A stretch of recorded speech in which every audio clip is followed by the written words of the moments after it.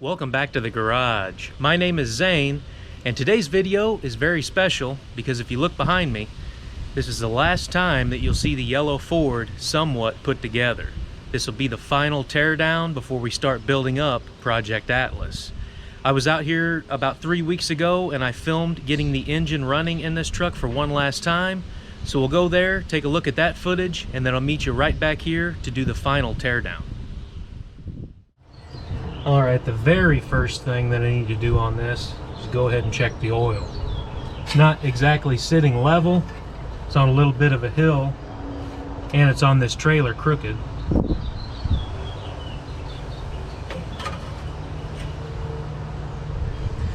Looks pretty nice and clean. You might be able to see that the coolant is just a tad bit low, but you can see it all the way up to the top fins on the radiator. There is a spot on the back of this radiator where it looks like it's leaking. I would imagine that it can be repaired, but the engine does have good coolant in it. It's nice and green. You really have to love these old trucks that are simple. The engine bay is nice and spacious where I can sit in here on the inner fender and work on all of this stuff without the sun bearing down on me. Anyway, this engine hasn't ran in about 2.5 years, so I need to pop the cap off this distributor and check the points, see if they need cleaned.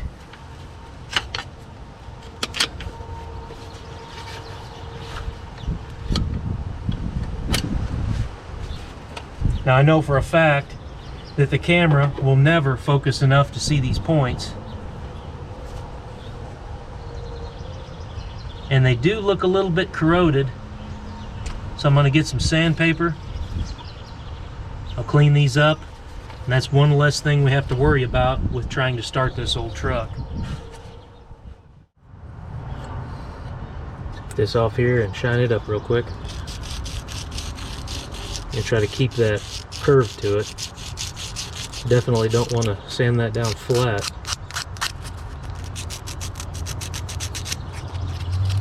Don't have to get too aggressive with this, just want to try to clean it up where it looks nice and shiny.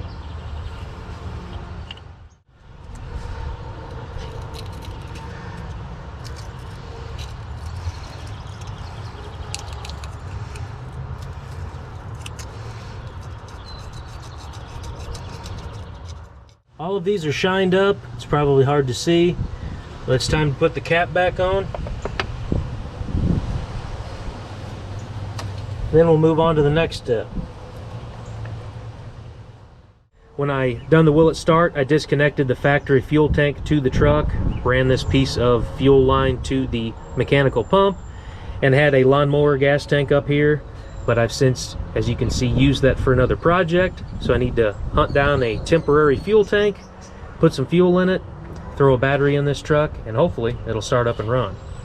Keep your fingers crossed for me. The temporary fuel tank is all wired onto the hood hinge of the truck out of the way. The only thing left to do is fill it with fuel and see what happens.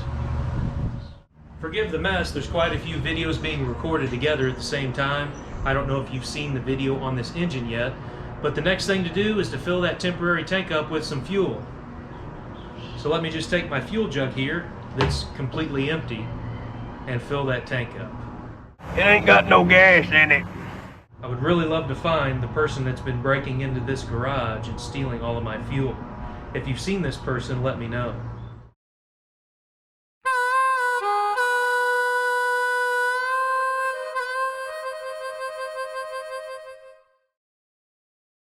Well, now it's time to take a run to the fuel station. I'll be back. Alright, I just got back from town and got some fuel for not only the truck, but for other projects. The juice, the precious juice, was hidden in the vehicles.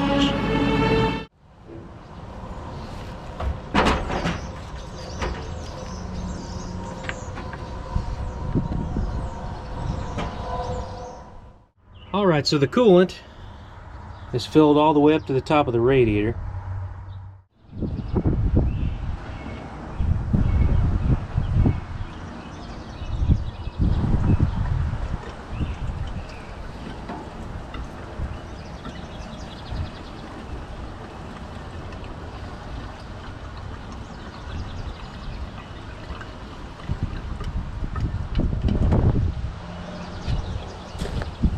Can't believe I didn't spill a whole bunch of that.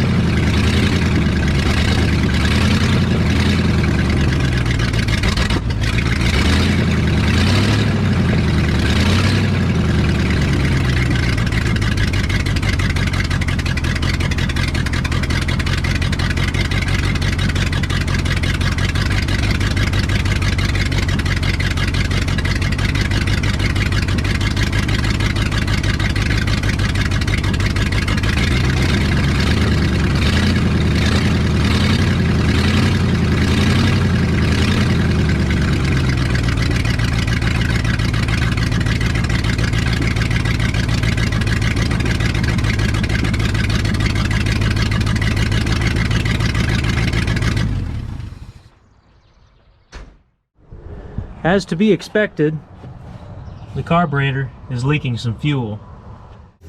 Is that gasoline I smell? Well, and there you have it. It sat for 2.5 years, starts up and runs fantastic, doesn't smoke, make any unusual noises. I've put coolant in it, let it sit here and run for as best as I can with the carburetor leaking as bad as it has. And the engine seems like it's pretty healthy to me. Now, along with anything in this world that you buy from someone else that's a used part, it's an as-is sale. But if you remember, I drove this truck around in my field and done a couple different videos with it, and if there would have been some kind of major problem with this engine, it never would have lasted and drove around. So hopefully this engine will go and work good for his grain truck. But now it's time to finally pull the cab and the remaining parts of the front clip off of this chassis and start condensing this truck down a little bit more. So can't do that today. I've actually got to leave and do something else, so we'll fast forward the video to whenever I actually can come out here and work on this again.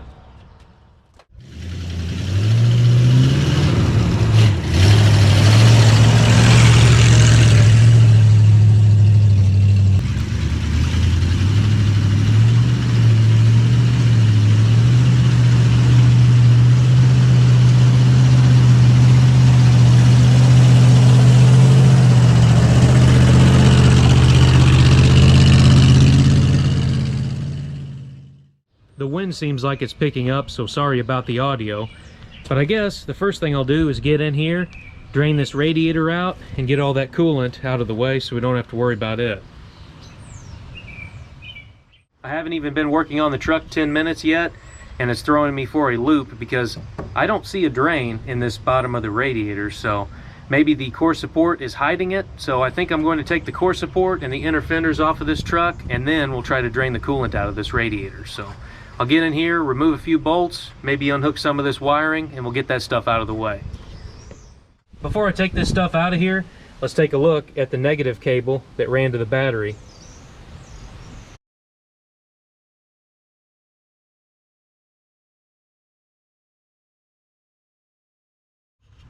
All of this wiring still appears to be in halfway decent shape, so I don't want to get in here and just start hacking everything away. All of these accessories will go with the engine to the new owner.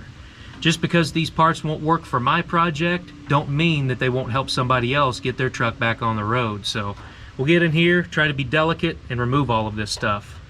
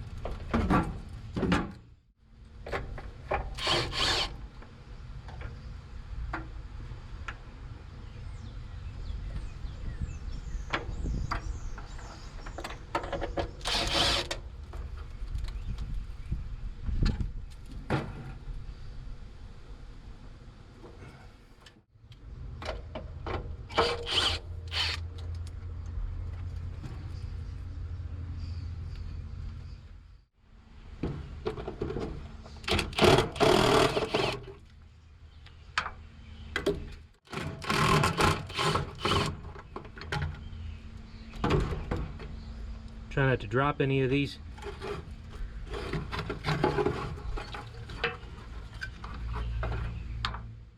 Here on the passenger side, I've unhooked the wires that would have ran to the headlights.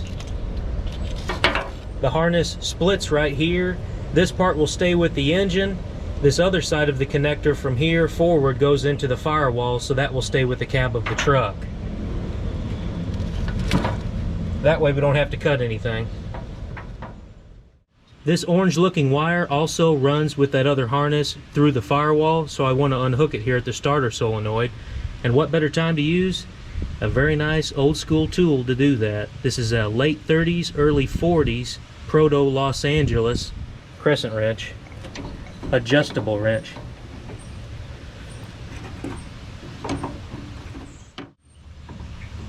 Take the orange wire off of there, hook the other battery cable back on.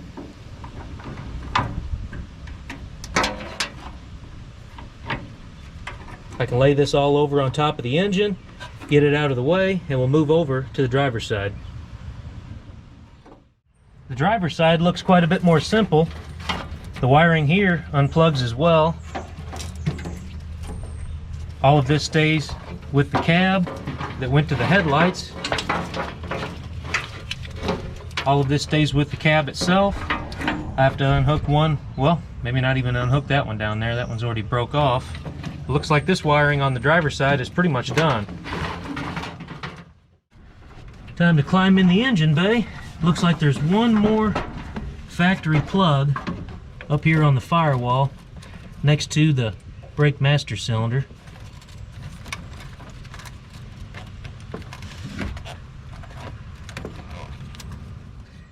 That wiring harness from the firewall that I just unplugged by the brake booster. Looks like one of the wires runs here to the coil. And the other wire runs down here to a temperature gauge.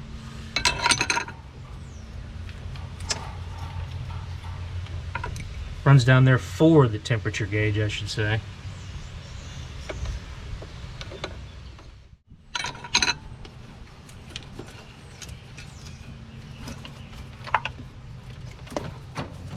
All this stuff's out of the way now. I think that pretty much takes care of the wiring on this old truck. Almost does it for the wiring. Don't forget your ground strap.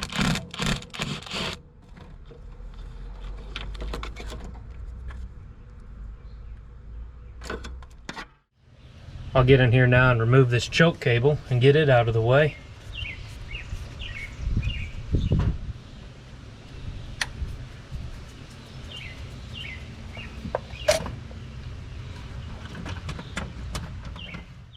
Kind of neat they have a plastic bag that holds your washer fluid for the windshield, but I'll go ahead and buzz these two self-tappers out. We'll get this out of the way.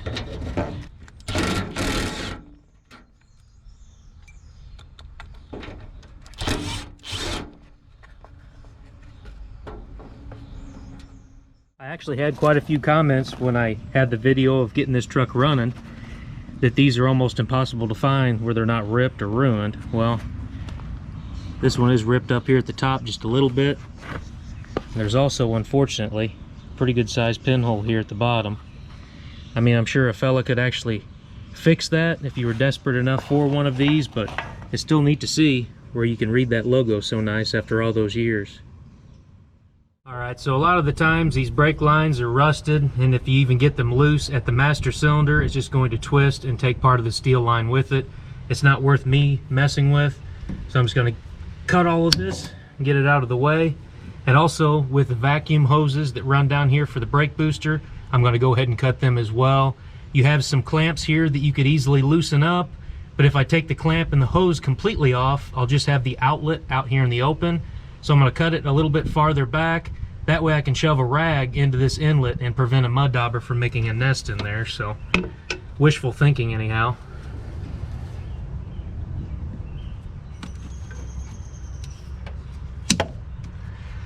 See, that'll give me just enough room that I can put something in here to keep the insects and rodents out of there. And I'll cut the rest of these brake lines and vacuum lines, and then we'll move on to something else.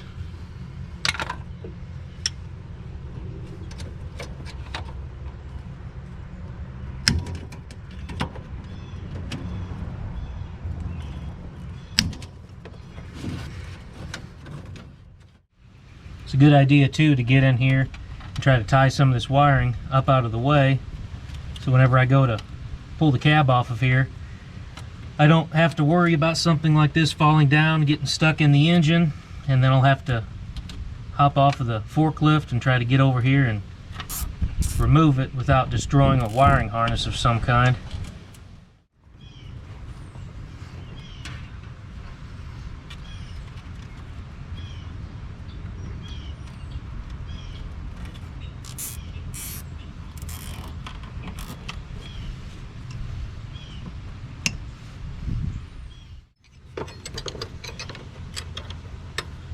Get in here now and unhook the linkage for the accelerator pedal.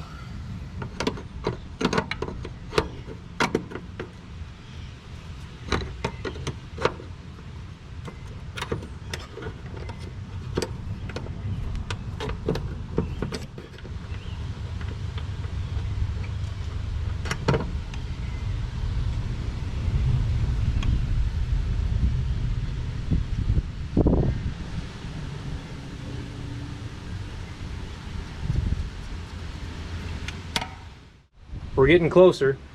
The wiring is off of the engine and it's tidied up on the firewall out of the way. There's a little bit of wiring that went down there to the starter that's just hanging off to the side, but I'll deal with that later once the cab is removed. I got the choke cable removed, as well as the linkage that went from the carburetor to the gas pedal. I think the next order of business is to get in here and remove these heater hoses that run to the firewall. I still want to be able to leave a little bit of the hose coming out of the firewall again, so I can plug that up and make sure that no kind of insect builds a home in here. And remember, I couldn't drain the radiator, so now let's hopefully not spill coolant all over the place.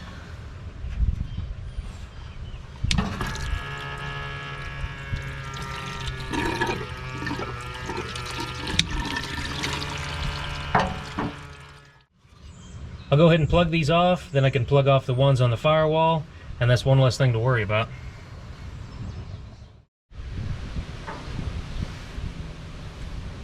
Something you can do that you don't really always think about, just run a big bolt down in there, put a clamp on it. These are fine thread bolts anyway. I don't normally even use them in my shop, so they'll work perfect for this. Just dug them out of the bolt bin, then run that clamp down, and I shouldn't lose any fluid out of here now.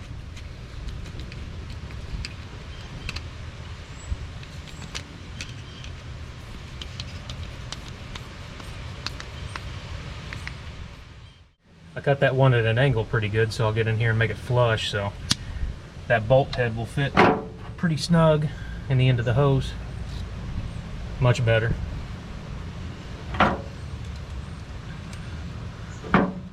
This will be the tricky part. Cross your fingers for me.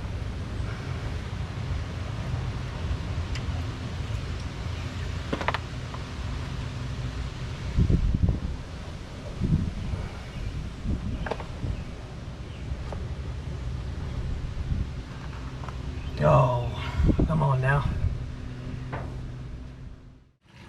Of course, half the battle is getting it in the shop without spilling it all over the ground. This stuff is still nice and green, so I want to keep it. I can always use it in a tractor.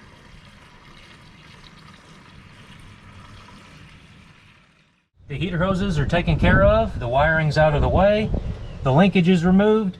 Now it's time to work on the steering shaft that runs down here to the steering box. I think I can get to it from the side and remove it here.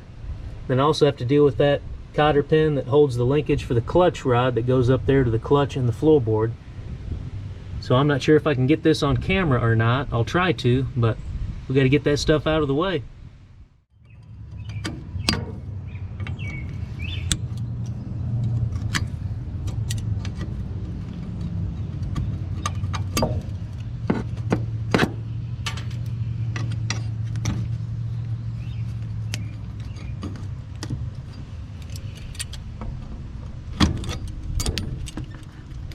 That was simple enough. Kind of amazing to think that's the only thing keeping your clutch pedal from working or not.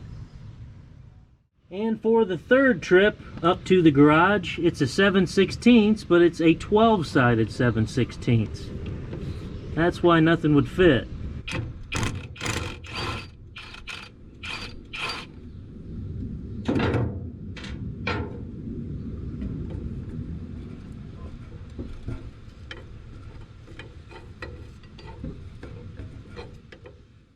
More than likely, I've already mentioned this a million times in the video, but I can't find the drain as of yet on the bottom of this radiator. It still has coolant in it, so instead of removing the radiator out of the shroud, I'm going to leave the radiator hooked up and remove the shroud and inner fenders around it.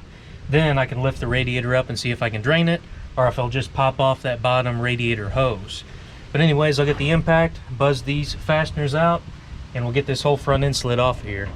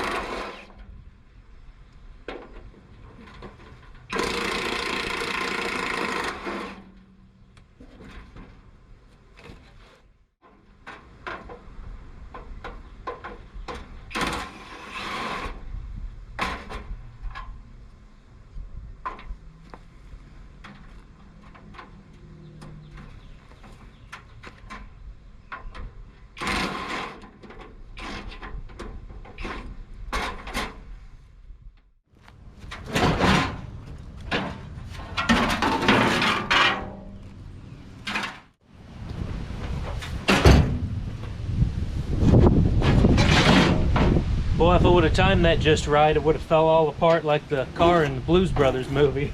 But I don't want any of this falling on the ground.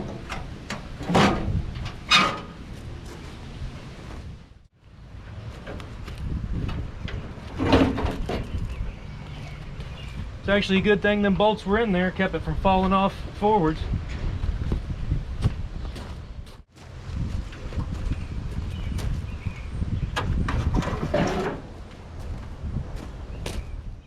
Next order of business is to get down here and get these cab mounts that are in the kick panel of the floor. There's one on either side there. And then there's the two back here. I don't know how difficult those will be, so let's just stop talking about it and get to it. I'm just gonna get in here and cut these bolts because I don't want to pull the vinyl floor out of this cab. I'll give credit where credit is due. My dad's always good about keeping the smaller cutoff wheels in one pile. You use them on a project and don't quite use a full wheel, they're still good to get into tight places, because if I take this full disc, I can't get in here and cut this without cutting into the mount. So instead of using this one, I'll just grab a few of these and cut those bolts and get them out of the way. But it's something to keep in mind. You don't always throw these things away. They can get you out of a pretty tricky spot.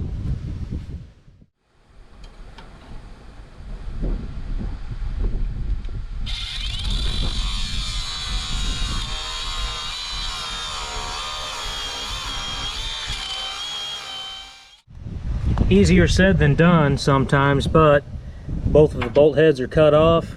Some hammering and some chiseling later, and they're both out of the way. Now it's time to work on the rear cab mounts. Underneath the rear section of this frame, there's a cab mount on either side, if the camera will focus. But they're recessed a little bit from this cross member. It's probably about a ½ an inch, so I won't be able to get a cutoff wheel in there and get a straight cut on this bolt head.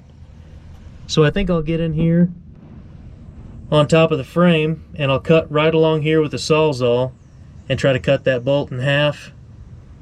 That way I don't have to pull the vinyl floor out of this cab and get to that from the top side. So let's grab the Sawzall and see how that works.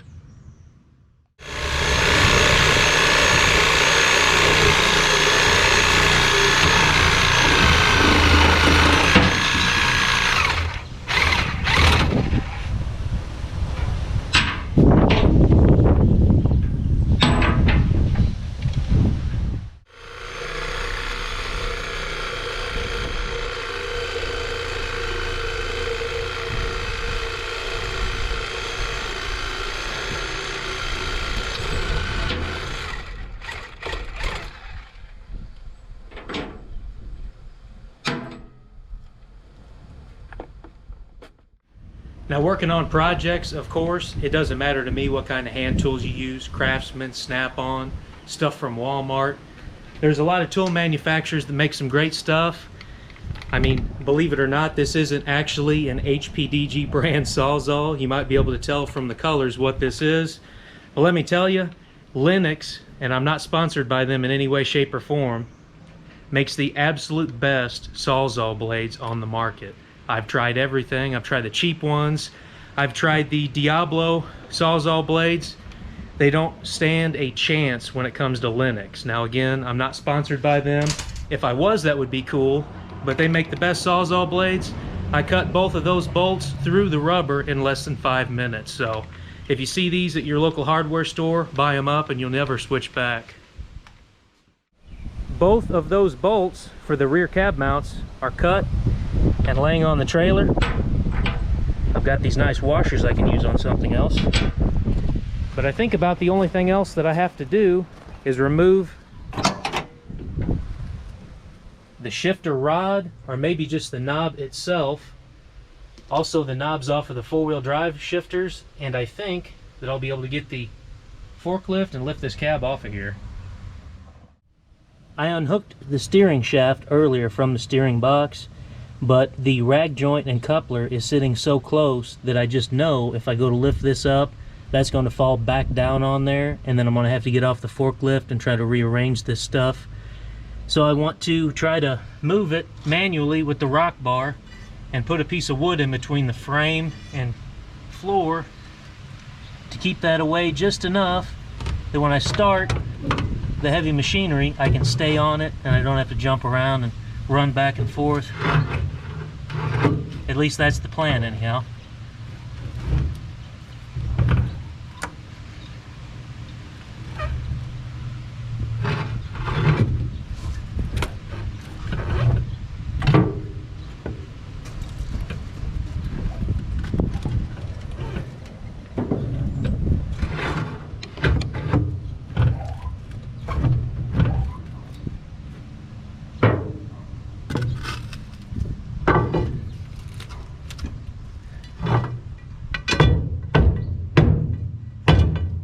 See, it's almost doing exactly what I'm talking about right now, and not wanting to move completely up like it should.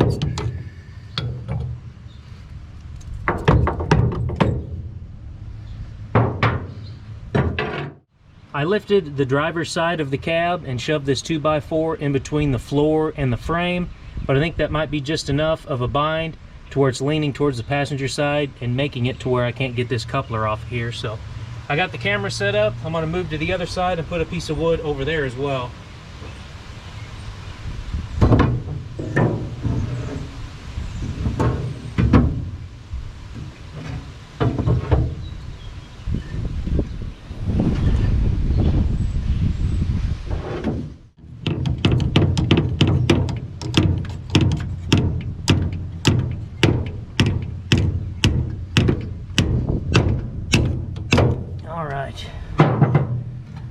There we go. The steering shaft is free of the steering box. And of course I got in here and it's about 115 degrees. But there's the knob for the high and low. There's the one for the 2 and the 4-wheel drive. I think those shifter rods will come up through the floor no problem, but I really need to get the 4-speed shifter out of here, 5-speed shifter out of here, because it curves back. And I think this cab will be just about at the end of my forks, so I can't move the cab back far enough to get it up over this shifter rod. So I want to take it completely out of the floor. That way it's one less thing to worry about. I think everything else, like the emergency brake, will be just fine. I just want to take the boots off of these, make sure nothing snags, and I can get the cab removed with no problems.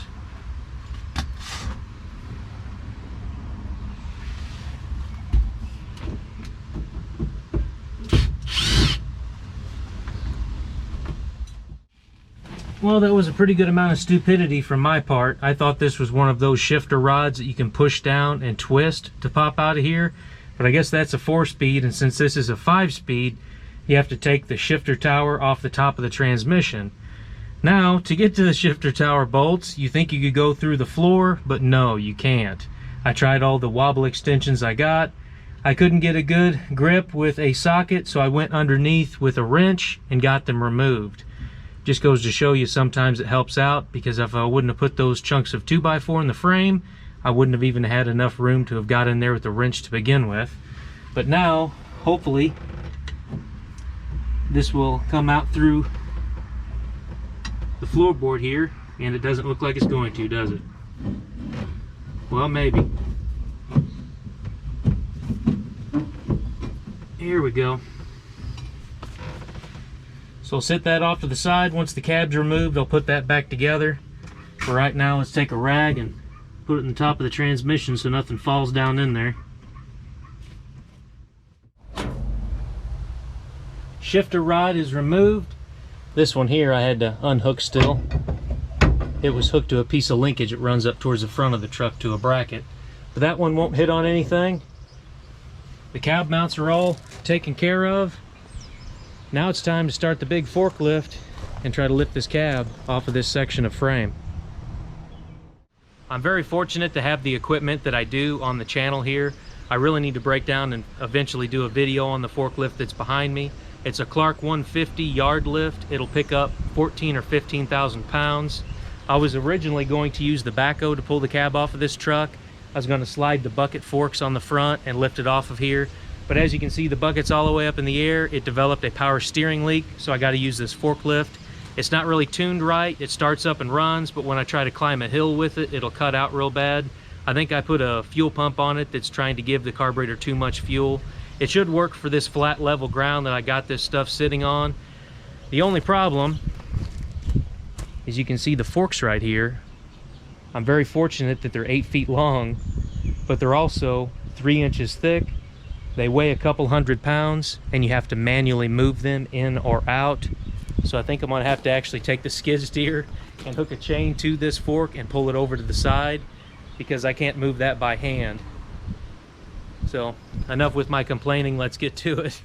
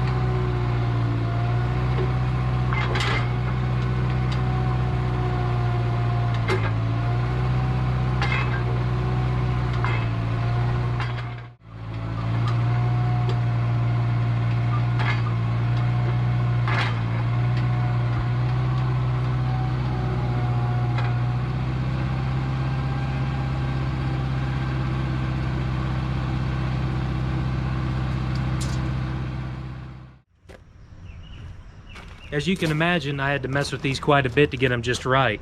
I need them to be 64 inches so they fit on the outside of the cab mount, but they don't crush that pinch weld on the rocker panel. So I think I've got them set right. They're a little bit off to that side. It honestly doesn't matter for what I'm lifting. I mean, this thing will pick up about 15,000 pounds. If I was moving the CNC machine, you'd want it to be as centered as possible, but this cab probably weighs about 700, so I think we're in the good there. So the hood got taken off camera. I had to have some help with that. Now I'm going to take these hood hinges out of the way because I don't want to risk the chance of bending them.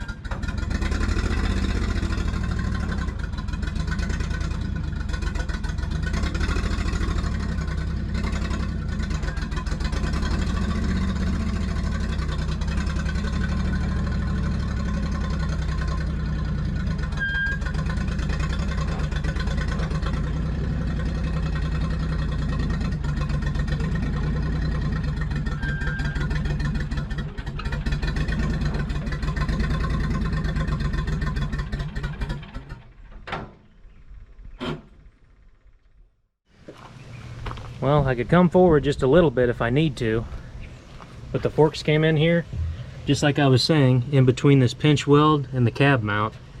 It's a little bit crooked. You can see that if I try to lift, it's going to pinch that, or I'm sorry, it's going to bend that pinch weld. So I think I'm going to try to get the rock bar on the back side of this cab and shift the back of the cab over this way. Let's go look at the driver's side and see what it looks like. It's leaning pretty good to the passenger side. That's just the uneven ground. But the driver's side looks really good in here. So like I said, I'll try to shift the back of the cab over a little bit, and then I should be ready to lift this off here. I've got a ton of 6x6 blocks. Unfortunately, they're all underneath the frame, keeping this up off the deck of the trailer, so I gotta work with pieces of 2x4.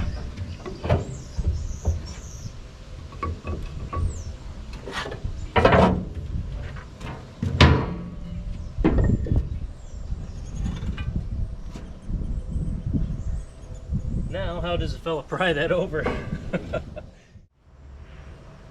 Now that I prop the back up, the front bolts are actually stuck in the cab mount, so now I got to pry that over again.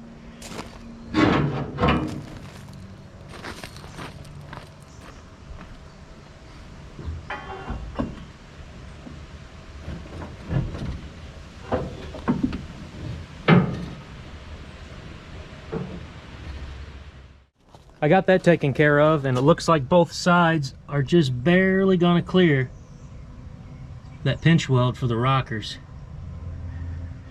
Well, this is what I got, and I think it's gonna work pretty good. I got a strap run through over the top of the dash, hooked to the top of this mast on the forklift, and then down here on either side, I've got some C-clamps. Now these forks taper, but they taper down towards the front to a fine point. So I believe if I put these C-clamps on here, the cab sits down, and when it tries to move forward, it's not going to be able to spread these apart, and it should hold this where it needs to go.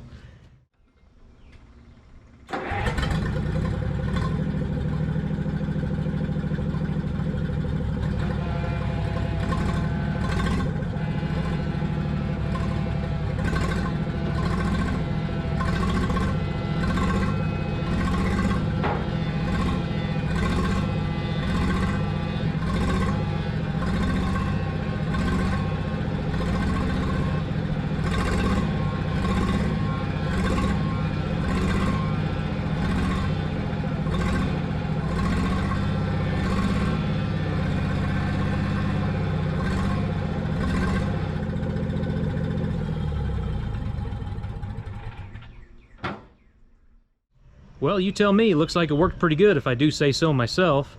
And just to throw this out here, I did chalk this tire just in case the machine tried to roll back as I was lifting. I got the forks far enough under here it looks like they're really only lacking by a little bit. So all of the weight, I believe, was balanced pretty good. It didn't even touch the clamps. Now it's time to back this up, set it down, and cover the engine back up, because I just seen on the forecast it's going to rain all week. At least we had sunshine today to work on this. I'm very fortunate for that. I was going to back the forklift up to clear this cab over the radiator, but since the forklift is in a nice flat spot, and back behind here there's a little bit of a hill that drops off towards the school bus and the rollback frame, I think I'm better off leaving it here where it's nice and flat. I still haven't fixed the fuel delivery problem, and it'll struggle getting up that hill. So my next plan is to get in here with a skid steer, pull the trailer with the frame and engine on it out of the way, and then I can just sit this cab down where it's nice and flat. That way I can move it at a later day.